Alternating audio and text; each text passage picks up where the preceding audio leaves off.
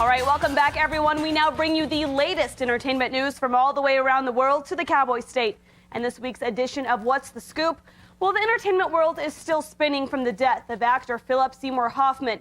Today, friends and family gathered in New York to say goodbye. Hoffman was found dead Sunday in his New York apartment. He was just 46 years old. The medical examiner has yet to release an official cause of death, but police say they found used syringes, prescription drugs, and dozens of bags of what's believed to be heroin. Hoffman previously admitted to struggling with drugs and alcohol. The actor leaves behind 3 children. 2 people have been arrested in connection with the drugs found in his apartment. Well, switching from actors to musicians, 50 years ago today, a milestone in music history, the Beatles arrived in America on February 7th, 1964, just 2 days before their iconic performance on The Ed Sullivan Show. That, of course, launched them to superstardom and made them among the most successful rock bands of all time. When they came to the U.S. for the first time, their hit I Want to Hold Your Hand was already at the top of the charts. But what most Americans didn't know anything about the band, the TV appearance changed all of that. 73 million Americans watched The Ed Sullivan Show that night, more than a third of all Americans and one of the biggest U.S. TV audiences ever.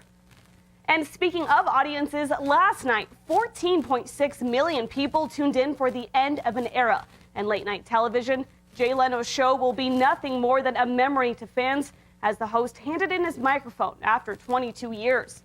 He ends the program the way he started it, with his first ever guest, Billy Crystal. Leno has been considered the king of late night because of his winning ratings. His farewell episode last night drew the program's biggest audience in more than 15 years. His departure leaves David Letterman as the last of the Late Show veterans.